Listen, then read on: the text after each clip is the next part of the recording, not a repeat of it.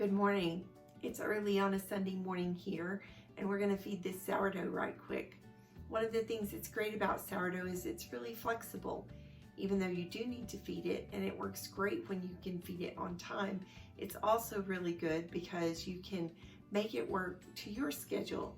And as soon as we get these cultures really going and really going strong, then we're going to talk about a lot of options for you to make your sourdough starter fit your lifestyle.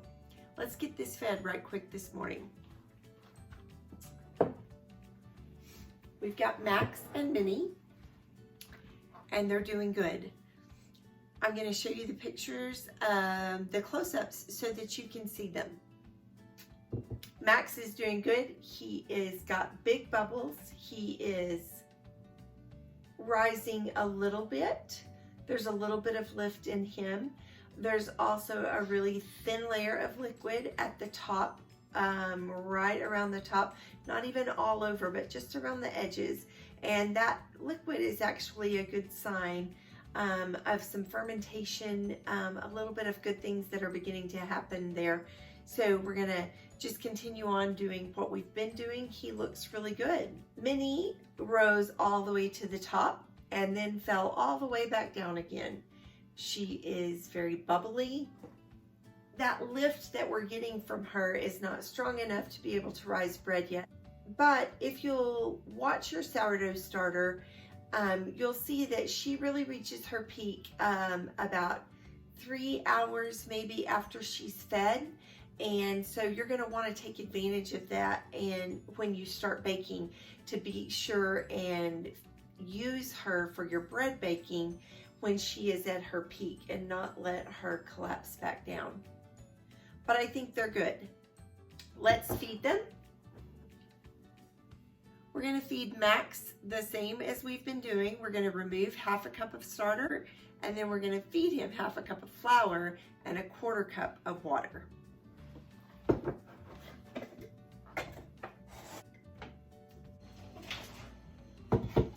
If you're measuring by weight, that's going to be about 60 grams of each. I'm going to set this aside, and here in just a little bit, we'll get these starters in some clean jars. Let's do Minnie. We're going to remove a full cup of this starter, and then we're going to feed her 1 cup of unbleached flour and 1 cup of water.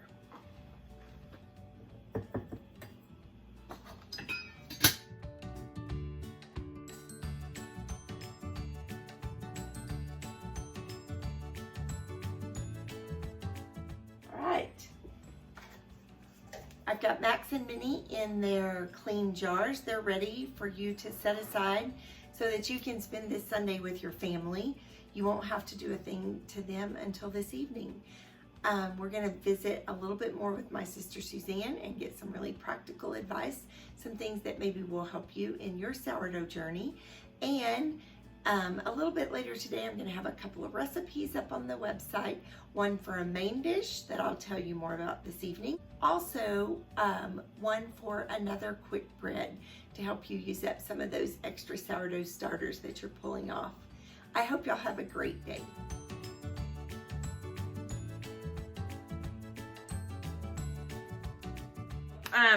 My sourdough starter was flour and hot water and yeast, and it was really simple to start. I feed it a 1/2 cup of flour and a 1/2 cup of water twice a day. That's how I started.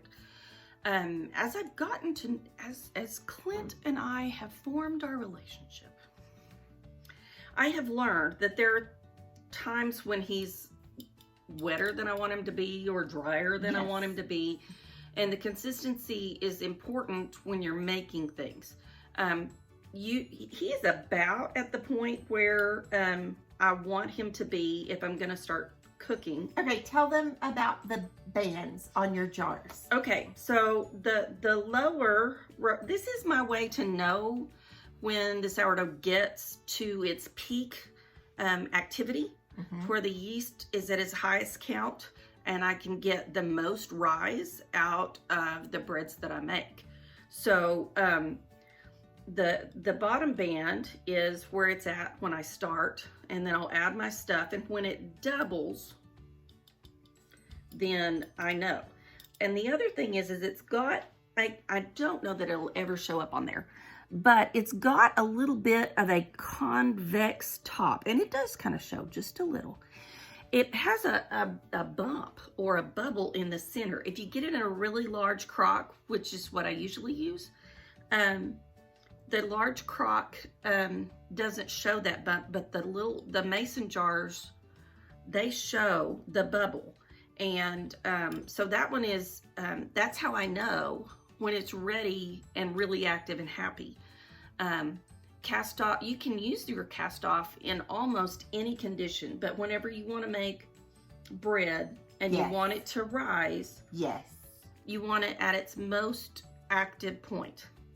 I think I could probably make a loaf of bread now if I had to.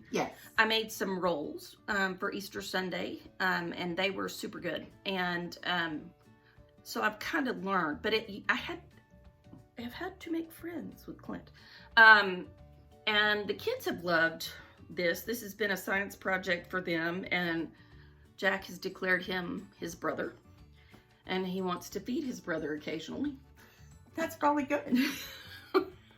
My sourdough likes to eat. You know, but it hasn't been unmanageable.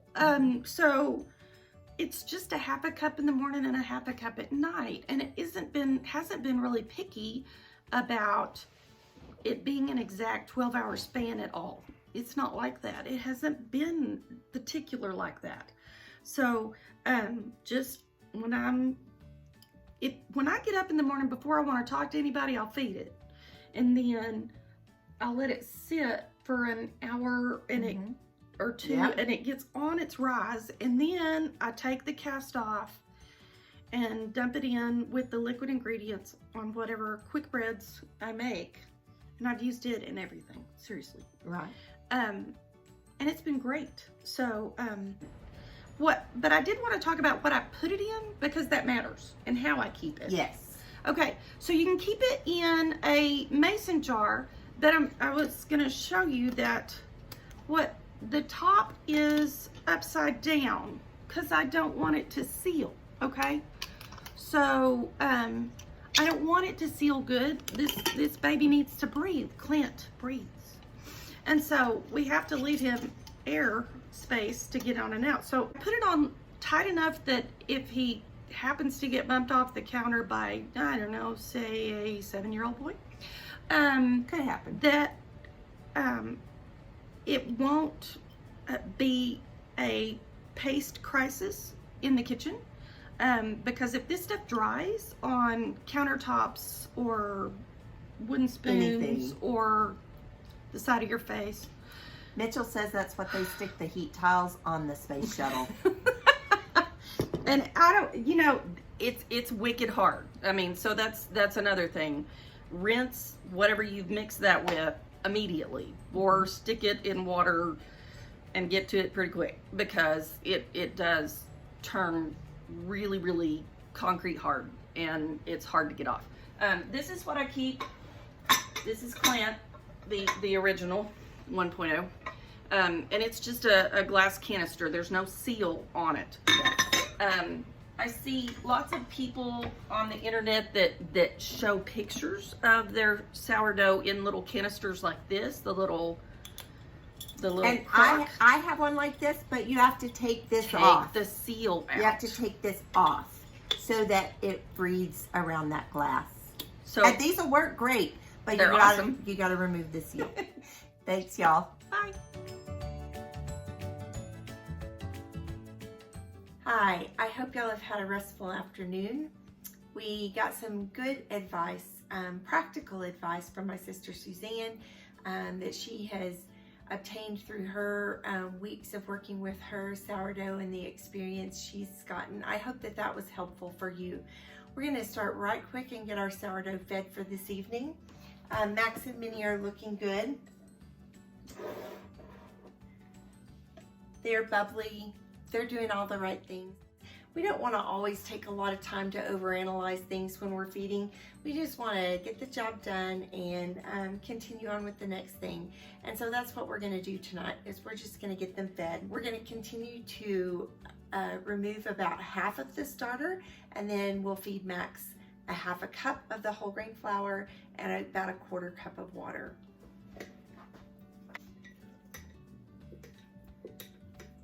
He is actually super fluffy, which that is a great sign.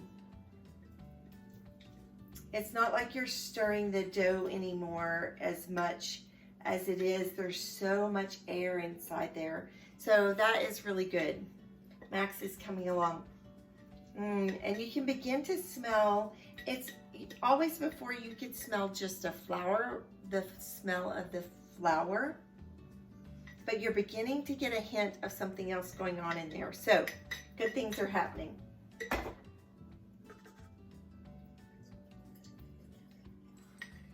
All right, Max is good to go. Let's get started with Minnie. We'll remove about a cup of her starter, and then we will add 1 cup of flour and 1 cup of water.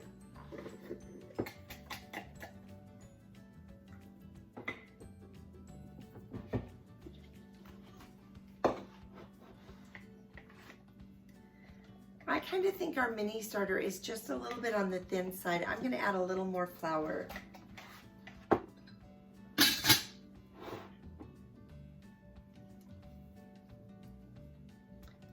I think this looks pretty good. All right, let's put Minnie up for the night.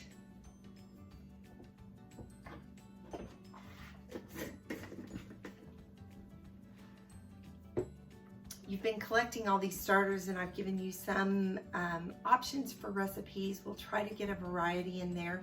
I'm going to add another sweetbread, a quick bread recipe that I think you'll enjoy from my sister.